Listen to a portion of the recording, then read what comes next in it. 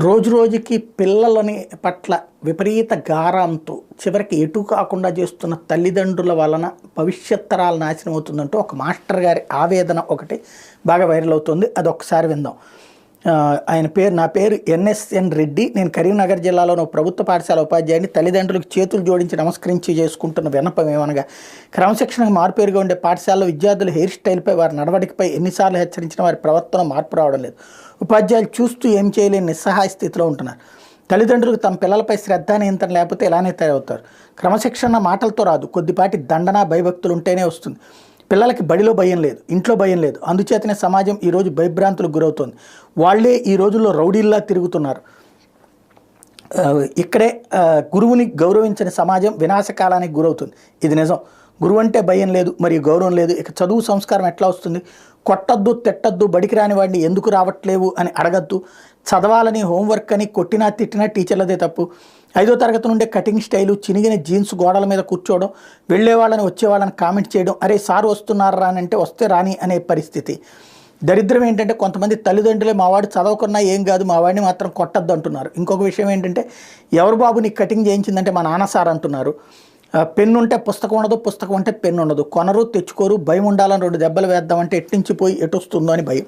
ఇవన్నీ చూస్తుంటే పిల్లలకంటే సార్లకే భయం ఎక్కువగా ఉంది. కొట్టకుండా, తిట్టకుండా, భయం లేకుండా చదువు వస్తుందా? భయం లేని కోడి బజార్లో గుడ్డు పెట్టిందట. అలానే ఉంది నేటి పిల్లల వ్యవహారం. స్కూల్లో తప్పు చేసినా కొట్టకూడదు, తిట్టకూడదు, కనీసం మందలించకూడదు, ప్రేమతో చెప్పాలట. ఇది ఎలా సాధ్యం? మరి సమాజం ఎందుకు అలా చేయదు? మొదటి తప్పే కదా అని ఊరుకుంటుందా? మంచి నేర్పే వాళ్ళకి స్కూల్లో హక్కులు ఉండవు. ప్రవర్తన మార్చుకొని టీచర్ చిన్నప్పుడే కొడితేనేరు, వాడు పెద్దయ్యాక అదే తప్పు చేస్తే మరణం. తల్లిదండ్రులకు నా మనవి, పిల్లల్లో మార్పు కేవలం ఉపాధ్యాయులతోనే జరుగుతుంది. ఎక్కడో ఒకటో అరో ఒకరిద్దరు టీచర్లు చేసిన తప్పులకు అందరి ఉపాధ్యాయులకి ఆపాదించద్దు. 90% టీచర్లు పిల్లలు బాగుండాలని వివరిస్తారు. ఇది యథార్థం. ఎక్కడైనా ప్రతి చిన్న విషయానికి టీచర్లను నిందించద్దు. మేము చదువుకునే రోజుల్లో కొంతమంది టీచర్లు మమ్మల్ని కొట్టేవారు. అయినా ఏనాడు మా పేరెంట్స్ వచ్చి టీచర్లు నిలదీయలేదు. బాగు కోసమే అనుకునేవారు. ముందుగా తల్లిదండ్రులు టీచర్ అంటే గౌరవం, భయం ఉండేటట్లు పిల్లలకు మానసిక తర్ఫీదు ఇవ్వాలని మనవి. తల్లిదండ్రులు ఒక్కసారిగా మా పిల్లల భవిష్యత్తుపై ఆలోచించండి. పిల్లలు చెడిపోవడానికి స్నేహితులు, ఫోన్లు, మీడియా 60%, కానీ 40% మాత్రం తల్లిదండ్రులే. పిల్లల్ని గారాబం శృతిమించితే మొత్తానికి నష్టం వస్తుంది. పిల్లల పట్ల మనం పాటిస్తున్న అజ్ఞానం, మూఢనమ్మకాలు, స్వార్థం, అతి ప్రేమ వాళ్ళని చేర వరకు బద్దకస్తుల్ని చేస్తూ వాళ్ళని నాశనం చేస్తున్నారు. ఇప్పటి తరం 70% పిల్లలు. తల్లిదండ్రులు గారు బండి శుభ్రం అంటే తొడవరు. మంచినీళ్లు, పాలు, కిరాణా సరుకుల కోసం బయటకు వెళ్ళమంటే వెళ్ళరు.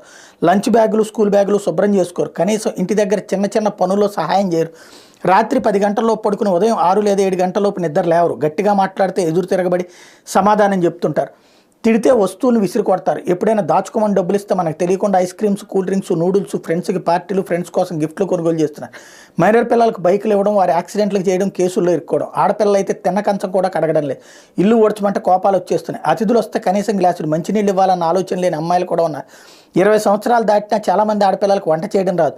బట్టలు పద్ధతిగా ఉండాలంటే ఎక్కడ లేని కోపం వీళ్ళకి. కల్చర్, ట్రెండ్, టెక్నాలజీ పెట్టి వింత పోకళ్ళు. వారిస్తే వెర్రి పనులు. మనమే పిల్లల చేత అవన్నీ చేయించడం లేదు. పై వాటికి కారణం మనమే. ఎందుకంటే మనకు అహం, పరువు మరియు ప్రతిష్టలు అడ్డొస్తున్నాయి. చూసే వాళ్ళకు మనం మంచి హోదాలో ఉండాలి, రిచ్ లుక్, స్టేటస్ మెయింటైన్ చేయాలనే భ్రమలో ఉన్నాం.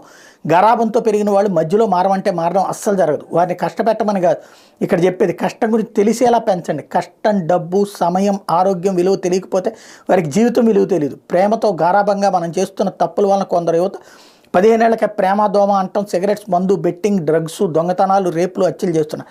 మరి కొంతమంది సోమరిపోతులా తయారవుతున్నారు.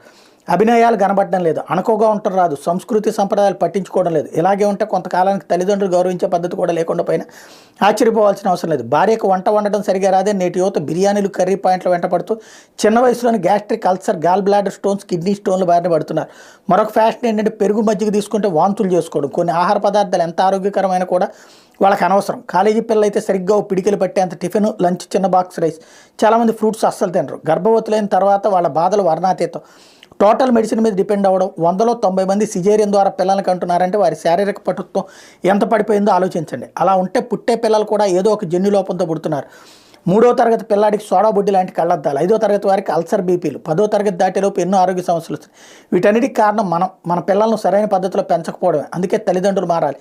రేపటి సమాజానికి ఏమి నేర్పుతున్నారో ఒక్కసారి ఆలోచన చేయండి. సంస్కృతి సంప్రదాయాలు అంటే ఏంటి? కేవలం గుడికి, దర్గాకి వెళ్ళి పూజలు, ప్రార్థన చేసి మన సంస్కృతి సంప్రదాయం అని పిల్లలకి అలవాటు చేస్తున్నాము. అది మాత్రమే కాదు, సంప్రదాయం అంటే అలా అనుకోవడం కూడా కొంత పొరపాటు. పిల్లలకి బాధ్యత, మర్యాద, గౌరవం, కష్టం, నష్టం, ఓర్పు, సహనం, దాతృత్వం, ప్రేమ, అనురాగం, సహాయం, సహకారం, నాయకత్వం, మానసిక దృఢత్వం, కుటుంబ బంధాలు, అనుబంధాలు, దైవభక్తి, దేశభక్తి కొంచెం కష్టమైనా సరే ఇవి తప్పక చిన్న వయసులోనే పిల్లలకు అలవాటు చేయాలి. మంది కోసం బ్రతకద్దు, మన ఆరోగ్యం కోసం, మన ఆనందం కోసం బ్రతుకుదాం అంటూ కొంచెం ఇవన్నీ అలవాటైతే ఆరోగ్యం, మానసిక పరిస్థితి, సామాజిక స్పృహ, ఉత్తమ జీవన విధానం వాళ్ళకి అవలంబించిన వారు అవుతాం.